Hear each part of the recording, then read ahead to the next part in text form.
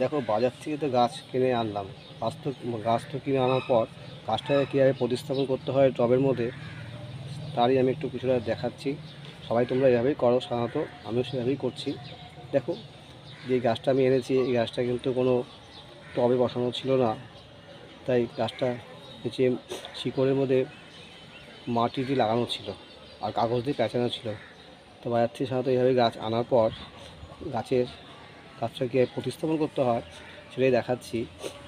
এই গাছটার নাম হলো ক্যালেন্ডুলা গাছ। শীতের একটি গাছ, খুব সুন্দর ফুল হয়, হলুদ রঙের হয়, অরেঞ্জ হয়, লাল হয়। তা আমি এখন অনেকগুলো গাছই কিনে এসেছি। এই গাছগুলোকে আমি আজকে ছোটো 6 ইঞ্চি টবে প্রতিস্থাপন করব। তো করার আগে কী করতে হয়, এই যে মাটিটা দেখতে পাচ্ছ, এই মাটির অবস্থায় যদি আমি বসিয়ে দিই, মাটিটা কিছুদিন পর শুকিয়ে যাওয়ার পর শক্ত হয়ে গেলে গাছটা মরে যাবে। তাই গাছটাকে বসানোর জন্য আমি একটি মগে জল নিয়েছি, কিছুক্ষণ আমি জলে ভিজিয়ে রাখবো। কারণ আমি যদি মাটিটাকে টানতে যাই, সরু সরু শিকড়গুলো সব ছিঁড়ে যাবে। তাই আমি জলে ভিজিয়ে মাটির গোড়াটাকে নরম করে দিচ্ছি।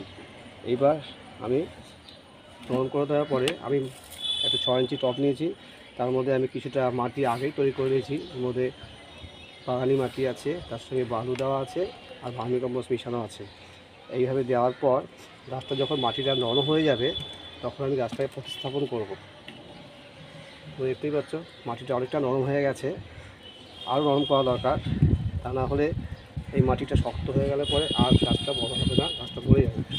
তাই মাটিটাকে জলের মধ্যে রেখে কিছুক্ষণ আমি নরম করে নিচ্ছি। এইভাবেই আমি পরপর আমি গাছ বসিয়ে গেছি, একটা গাছ বসিয়েছি, দেখতেই পাচ্ছ খুব সুন্দর। এই গাছগুলো বড় হলে পরে অনেক ফুল হয়, শীতের গাছ, খুব সুন্দর লাগে দেখতে।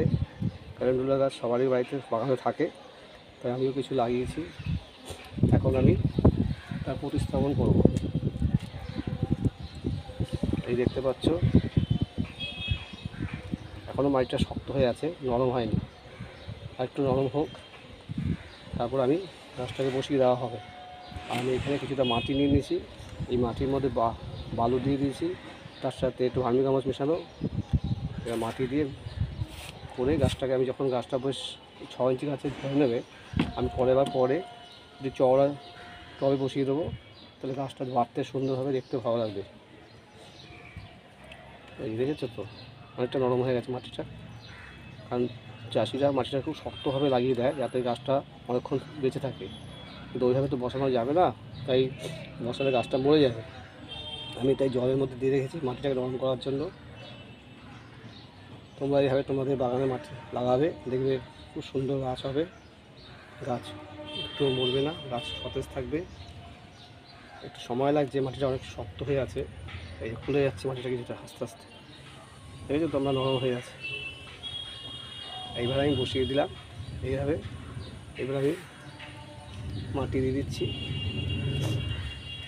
একটু নরম করে দিই, তাহলে সুবিধা হবে। হ্যাঁ, দেখতে পাচ্ছ তোমরা, গাছটা খুব সুন্দর গাছ। বেশ এইভাবে আমি মাটি দিয়ে দিচ্ছি, তোমরাও এভাবে দেবে, দেখবে তোমাদের গাছও খুব সুন্দর হবে। এবার মাটি দেওয়ার পর গাছটাকে একটু ছায়াযুক্ত জায়গায় রেখে দিতে হবে, এত রোদ না লাগে। বেশ কয়েকদিন ছায়াতে রাখতে হবে, তাহলে গাছটা খুব সুন্দর হবে। এইভাবে তোমরা লাগাও, তোমাদের গাছ ভালো হবে। আজ টাটা।